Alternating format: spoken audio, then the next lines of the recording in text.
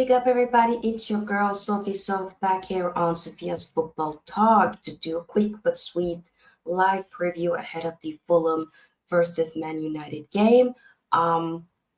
Apologies for me not really putting out content this week. I've just been under the weather with a bad cold. Today is like the first day since Wednesday where my voice actually sounds a bit better. I've been drinking lots of ginger tea because, boy, this cold knocked me the dang out. But hopefully next week will be a better week either way. Still able to do this stream for you guys, and we'll be doing a live reaction tomorrow after the Fulham United game. But we don't have that much time, so because, there's pretty games going on right now. But make sure you become a member of the channel and indeed like this video here, and of course subscribe to the channel if you haven't already. So before we quickly start to talk about the actual game, we do need to do some transfer news talk because we weren't able to do it this week. One of the big news is that talks are well underway with Royal, I cannot pronounce this, but Royal Antwerp, the Belgian team, on transfer fee close to 20 million, negotiation advancing for Samuel Lemons, the goalkeeper. Lemons said yes to Man United, no talks with Man City as your target is Donnarumma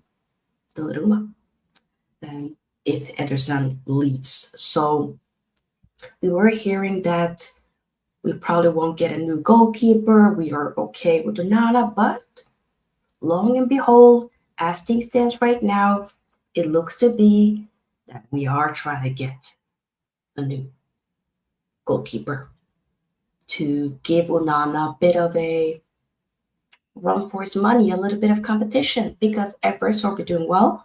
So stay tuned for that. We probably will be hearing something maybe tomorrow or on Monday. We still do have some days left of this transfer window, like a little over a week. So a lot can happen. There are also some outgoings. Rasmus Hojlund to Napoli is now advancing. There were positive talks between the two camps today.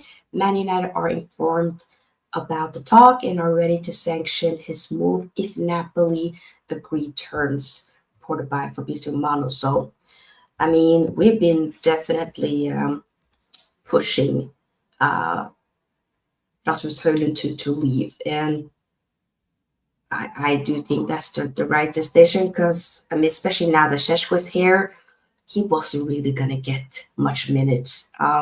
This is his dream, Man United, childhood club, I get it. But nobody can take away from you the fact that you played for Man United. Nobody, regardless of how it went. Nobody. You can always be like, you know what? I did wear this shirt. I gave it all I got. It didn't work out, but at least I was able to wear the shirt, and that should hold some weight. And I think he could do well for Napoli. I mean, Lukaku is out with a long-term injury, so that opens up a spot for him, for Rasmus to be the leading line for Napoli's attack. And you have like McTominay, you already know. You got De Bruyne that can ping in some balls. Pause. Hey, that to me, especially me that's supporting Inter, Napoli, they might do 2 for 2. They might do it again. But I think that could be a good move. There's also been more outgoings. We already know that we're trying to, Sancho, Anthony, Malacia. Who else am I missing? Did I say Sancho? I'm pretty sure there's one more. Garnacho. But that has kind of been like a bit struggle. But I still do think that they will be leaving. There are other, though, added into it. Al Ittihad are considering a move for Man United's Casemiro, ordered by Indicala.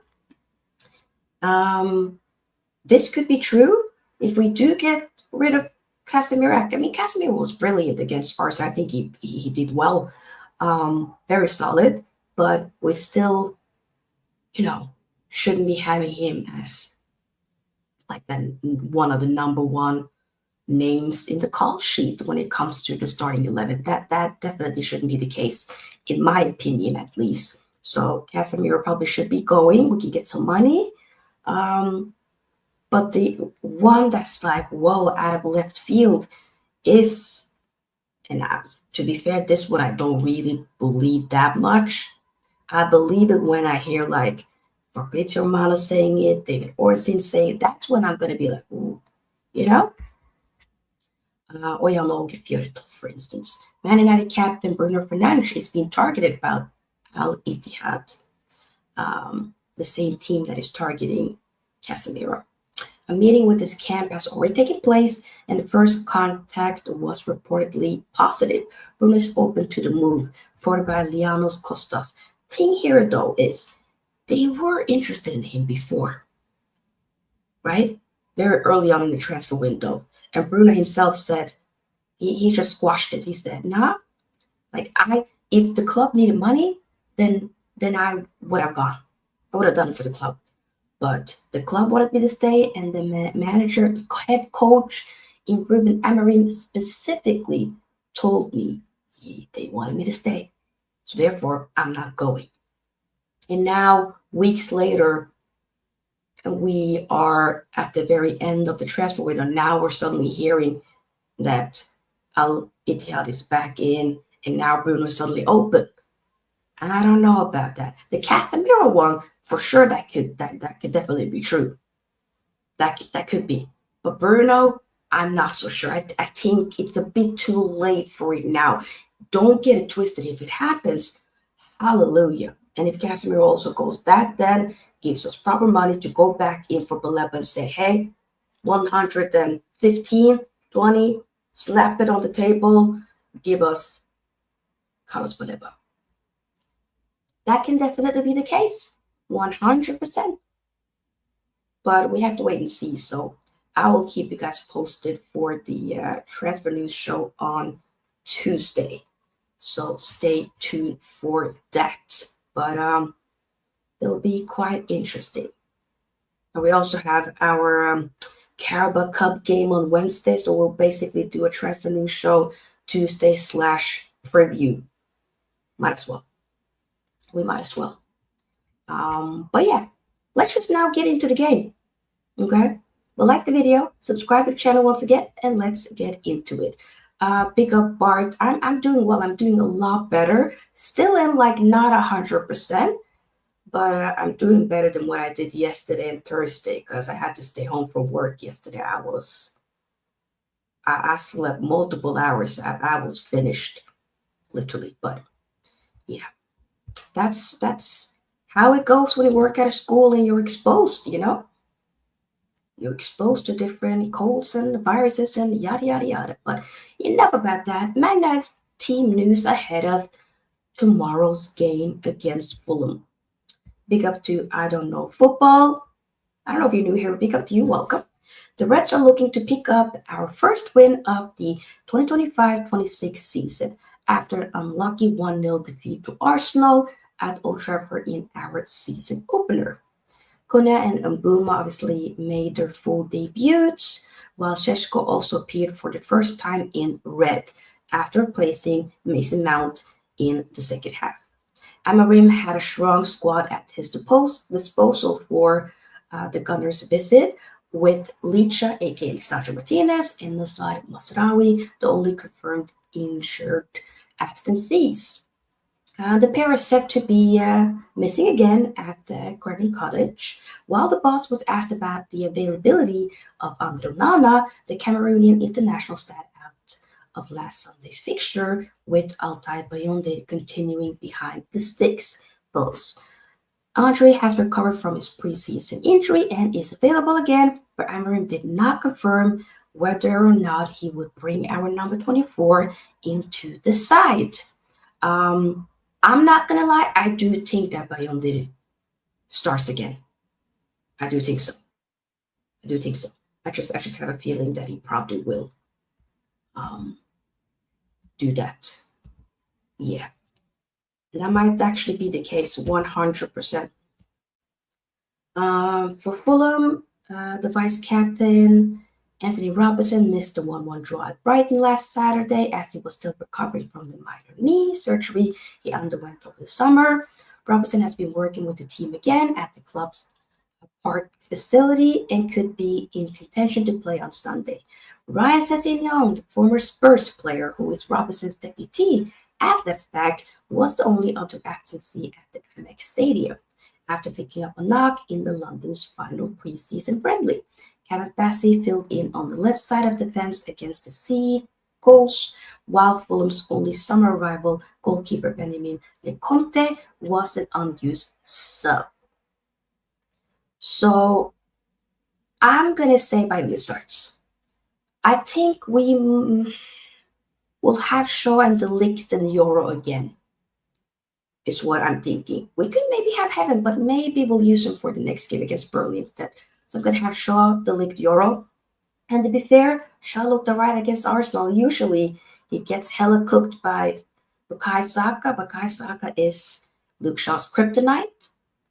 But Luke Shaw did alright to me. And the Ligt especially was immense. I mean, Yoro is Yoro. Yeah. Wingbacks. I'm going to say Dorgu and Ahmad didn't start, but I'm expecting him to start this time. He added so much more when he came on for Dalot, so I expect him to start. In the pivot, I think we'll have Casemiro and Bruno again. Bruno was just... But Casemiro did all right. We have to wait and see it, though, because against Sander Berge, the Fulham midfielder, it can be difficult. He's very comfortable on the ball, so and a very good ball winner. So I don't know, but we cannot have Ugarte starting. That cannot be the case. And in the 10s, we have Cunha and Mbeumo, and I'm expecting Benjamin Šeško to have his first start for the Reds. So that's what I'm thinking. We had a lot of chances against Arsenal. We had most possession. We were playing well, but we were wasteful.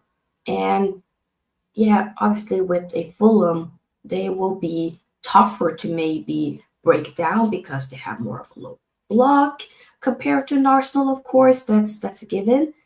But with the attack that we do have, because it's just a matter of time once it clicks. And once it clicks, I do think it's going to be long for a lot of teams. And this is not me trying to, toot my own horn or whatever the saying is, but I just do expect that when you have a Cunha and a Mbeumo, we should be able to score more goals. If you have Ahmad to chime in, of course, better. Bruno should be getting more goals regardless, And then Dorgu can chime in, hopefully, with a couple of assists here and there. And then Šeško will be nice if he can score some goals. I need you to prove me wrong. Didn't show me much in that 20 minutes against Arsenal, but hopefully we get to see a lot more against Fulham. And to be fair, over the years, we do tend to do very well against Fulham. So, yeah, especially at their ground, in a lot of ways, our second ground, in a way. No pun intended, but legit. In a lot of ways, it is. So let me know your score prediction, though, in the chat. And if you're watching this on a replay, do let me know in the comment section what your prediction will be. As well, by the way, people, if I haven't said it already, I do have my own FPL league going on. And if you want to get a chance to win a football kit of your choice, then do indeed join my Fantasy Premier League. Link plus code is in the description box. Winner will be winning a football shirt of their choice. All right, so don't miss out. Go ahead, do your thing, and let's get it. But my score prediction is going to be 3-1. 3-1. Yeah. I could have said 2-1, but I'm gonna say 3-1. I need my guys to show up. I would love for it to be a clean sheet, scoreless. I would love for us to kind of batter them. And like that Chelsea West Ham game yesterday, Friday night on the lights. It was a brilliant game as a neutral. And West Ham, they were cold. Damn, they just messed up. But Chelsea was just too strong. And that's what I want. I want us to just be too strong.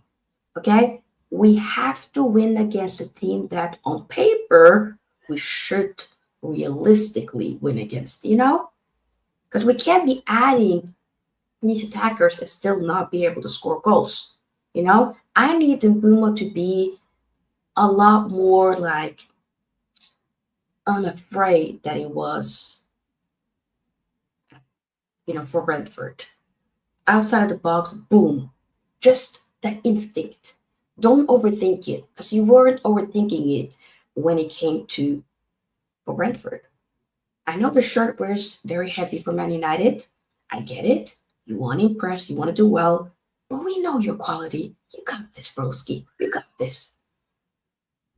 And hopefully they can add a bit more, help out Šeško. Pinging some balls for him as well. Pause. But yeah, because we were doing it a lot for Mason Mount when he was starting up front. But when Šeško came in, we weren't really pinging the balls. So hopefully we can fix that. But this team should be good enough to do something.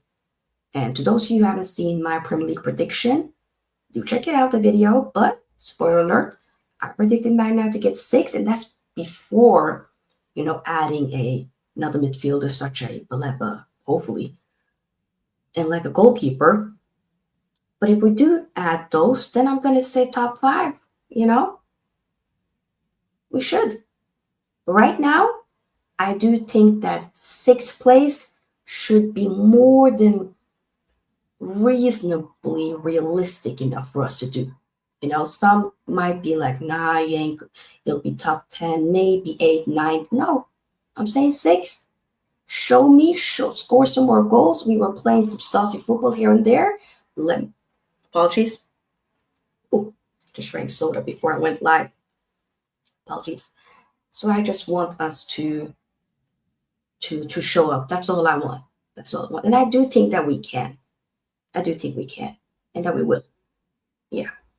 But yeah, let me know once again your live reaction, not reaction, but prediction for the game. So once again, to summarize, I think Man United will win 3-1.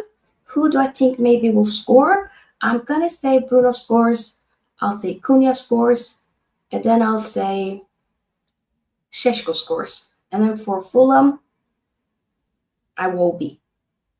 Yeah, I think he scores. Yeah. So that's going to be 3-1. We'd love for us to just... It's been a long time since we had like a proper goal fest. That was like what? In the Carabao Cup or FA Cup last season where we scored like 7+ goals? Oh, that was nice.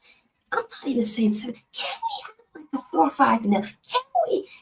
Can we have 3-0 by first half? Can we kill a game early and then play? Can we have Casemiro start? Can we have Casemiro get some minutes? I know some people are thinking Casemiro might be done in this team. He's not going to get any minutes. But from what the rumors are saying, whether Bruno leaves this season or, by, June after this season, I do think that Casemiro is the future.